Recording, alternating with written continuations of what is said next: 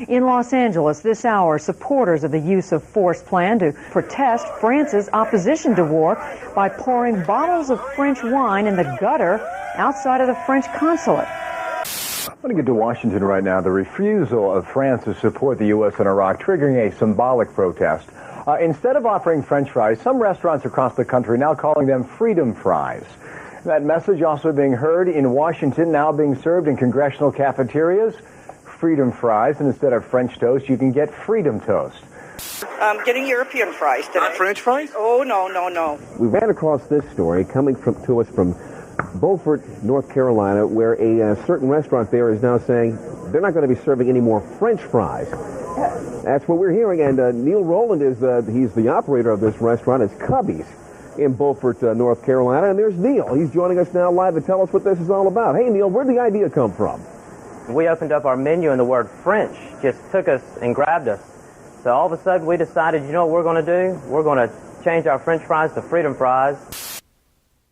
Ah, yes, freedom fries. Remember that little bit of propaganda nonsense from the outbreak of the Iraq War back in 2003? Do you remember that craziness that enveloped not just the United States, but the globe, which I can personally attest to because I do remember that, which is pretty astounding, considering A, I'm Canadian, B, at the time I was in Ireland studying at Trinity College, so I was far removed from North America in general, and thirdly, I didn't have a TV, I was not consuming media on a daily basis, I was getting my news through newspapers and occasional trips to the computer lab down on campus to check my email and browse the news. That was it, but somehow I still vividly remember that propaganda filtering down, and of course it was treated somewhat whimsically at the time as, oh, look what they're doing now, but still, that did filter down through the popular consciousness, and I remember it, and I'm willing to bet there are a number of people in the crowd who remember it. If you don't, or if you need a refresher, I will point you to a great documentary on that very subject that I came across here researching this, and which we pulled those clips from. It's called Freedom Fries and Other Stupidity We'll Have to Explain to Our Grandchildren, which is a pretty good way of encapsulating that. But think about how pervasive that is. Freedom fries and freedom toast and all of that nonsense. People dumping bottles of French wine into the gutter in their protest. How dare you not go along with the Iraq War? Which, it was absurd on so many levels. As they point out in that documentary, it's absurd. It's absurd that they're buying French wine and then dumping it in a gutter as if this somehow hurts France. It's absurd that they're doing this against France when almost every other major country you can think of was also similarly not inclined to support America in its Iraq war, including Russia and Italy and Mexico and China and all these other countries. But it's France that deserved all the ire and opprobrium because they're a bunch of rifle drop and surrender monkeys, right? And thirdly, the idea that you're going to hit out at some other just sort of random third-party country for not going along with the war and making them almost the enemy instead of, say, the actual enemy. Well, you know, to the extent that Iraq was the enemy of the United States. At any rate, shouldn't it, as they say in the documentary, shouldn't it have been terrorist fries or weapons of mass destruction fries? Which then would have, of course, exploded in the propaganda's face when weapons of mass destruction did not turn up. Again, it makes no sense on any level, but that's the point of great propaganda. It doesn't have to make sense. It's not logical or rational. It just plays on the immediacy of punching you in the face with something. Something, hey, here's something in from your daily life, and now let's change it around on you. And again, of course, not everyone adopted it. Not many people adopted it, but it was something. It was that thing that stuck in your mind all these years. Here's the interesting thing that I found when researching this World War I documentary that I've been working on. It didn't originate with freedom fries. This is actually a very old piece of propaganda that stretches back to, yes, you guessed it, World War I, where, upon the declaration of war, the U.S. Congress declaring war on Germany, guess what? Suddenly, sauerkraut was no longer to be called sauerkraut in the United States of America. That's German. We don't want German. Now, sauerkraut was Liberty cabbage. And German shepherds were now Alsatians. Yes, the exact same propaganda nonsense was used 100 years ago to, once again, get rid of any taint of the enemy. In this case, at least the actual declared enemy in the war, which makes somewhat more sense. But still, unfortunately, though, it was much more serious than those trivial examples would lead you to believe. And for the real deep, nitty-gritty details of this, I'm going to direct you to a very important audiobook that I used as part of the research that I was doing for this World War I documentary. I couldn't recommend it highly enough. It is by Ralph Raico, who, of course, was the professor who was featured in that documentary. Unfortunately, of course, he did pass away in December of 2016, so I did not get the opportunity to interview him directly, but he has produced a lot of work on World War I. I would suggest just typing Ralph Raico World War I into a search bar and finding all the essays and books and things that he's written on the subject over the years.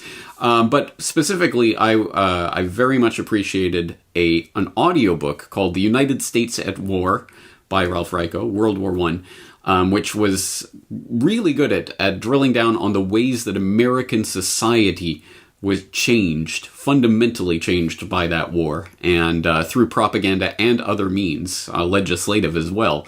Unfortunately, I can't find that exact audiobook now online. I don't know where that's available. All I can find is a very similar looking one, but the one that's labeled Part 2, and there doesn't seem to be a Part 1, so I can't guarantee it's the same audiobook I was working from. I'm not exactly sure, but anyway, I'll put the image that I have on screen, and hopefully someone out there can find the actual link, and I'll include the link to Part 2 anyway in the show notes. But in that audiobook, he goes into a great degree of detail about the different things that happen, not just the renaming of German Shepherds and sauerkraut, but much more ominously, something that Woodrow Wilson directly referred to in his war address to Congress when he was calling for Congress to declare war in April of 1917, where he put it out on the table quite openly. He said in that address, "We shall, happily, still have an opportunity to prove that friendship in our daily attitude and actions towards the millions of men and women of German birth and native sympathy who live amongst us and share our life. And we shall be proud to prove it towards all who are in fact loyal to their neighbors and to the government in the hour of test. They are, most of them, as true and loyal Americans as if they had never known any other fealty or allegiance. They will be prompt to stand with us in rebuking and restraining the few who may be of a different mind and purpose. If there should be disloyalty, it will be dealt with a firm hand of stern repression." Ominous words indeed, coming from the President of the United States. A firm hand of stern repression. I think that's a phrase that probably wouldn't make it through the gauntlet of gatekeepers and scriptwriters who attend every presidential speech in our day and age. But at any rate, that was right there on the table there in 1917, and those were not empty words. Within 2 months, the U.S. Congress had, of course, passed the Espionage Act, which was followed up a year later with the Sedition Act of 1918. And together, those went a great way towards the outright criminalization of speech that was deemed contrary to government efforts during the time of war. And again, that was not mere rhetoric, and they weren't. That wasn't a bark with no bite. It very much had a bite, as evidenced by examples like the minister in Vermont who was sentenced to 15 years in prison for a pamphlet that he distributed to a total of 5 people, arguing that it was not right for a Christian to support the war effort. 5 people. He was sentenced to 15 years. The socialist leader, Eugene Debs, was sentenced to 10 years, only 10, for telling a convention of his party that the war had been caused by the capitalists. All of the different, those are just 2 examples. There were many examples of people literally being imprisoned for their speech during this wartime. And all of those convictions were upheld by the Supreme Court. Goes to show, it's the rights of freedom of speech and all of this are not worth the paper that they're written on. They never were. The Sedition Act, of course, was repealed in December of 1920. December of 1920. Over a year after the cessation of hostilities, they finally repealed the Sedition Act. But the Espionage Act, of course, is still on the books. And we know all about that because it's still being used to prosecute people like John Kiriakou, who had the nerve and the effrontery to expose the illegal CIA torture program, the only person to suffer any legal consequences for the CIA torture program is the person who blew the whistle on it. And it was through the Espionage Act of 1917 that he was ultimately prosecuted. So yes, this is still very much living, breathing history that is still very much with us.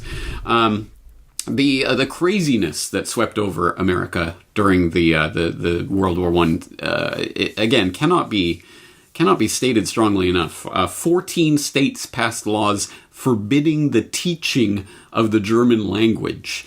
Iowa and South Dakota both outlawed the use of German in public or on the telephone. Ceremonial burnings of German books took place across the country. The Philadelphia Symphony and the New York Metropolitan Opera both announced that they would not be performing any pieces by German composers. You had the formation of something called the American Protective League, which advocated and ultimately committed 40,000 citizen arrests of dissenters and anyone who grumbled about the war itself. You had the formation of the Creel Committee, the Committee on Public Information, which was the first agency for outright propaganda ever created by the U.S. government, which produced 75 million books and pamphlets and employed 250 full-time employees. Hollywood obliged with the propaganda effort in putting out propaganda movies about the war effort, of course. President Nicholas Murray Butler of Colombia, who I'm sure you'll remember, no doubt, from the Why Big Oil Conquered the World documentary, was also the president of Colombia when they harbored and fostered technocracy in the basement of Colombia for the first year or two before Scott got exposed. He issued a proclamation saying that with all possible emphasis there will be no place for dissent amongst the hallowed halls of Columbia University, and ultimately professors did get dismissed for so much as questioning the Rape of Belgium propaganda that we covered in a previous edition of this Propaganda Watch, or for merely saying that there were good and bad qualities in the German people as in any other people. Professors were literally dismissed for that. Again, the hysteria, the craziness that swept over America in World War I puts freedom fries and freedom toast to shame. That is a mere taste of what not only is possible, but actually happens during warfare. And of course, we've also had taste of that during our lifetime in this war of terror, and the NDAA of 2012 and the Patriot Act and all of these things, which again proves once again that rights and liberties granted and enshrined in the Constitution and the Bill of Rights and blah, blah, blah are just words on paper and will be removed when it is convenient to do so. The World War I was the blank check for the transformation of American society in this particular case, but society all over the globe, as I did make the point in part 3 of the World War I conspiracy. If you haven't checked out the documentary yet, what are you doing? Please do so. And we will be continuing to follow up on the incredibly important information presented in that documentary in the coming weeks here on CorbettReport.com. I hope you'll be staying tuned for that, and I'll be talking to you again very shortly.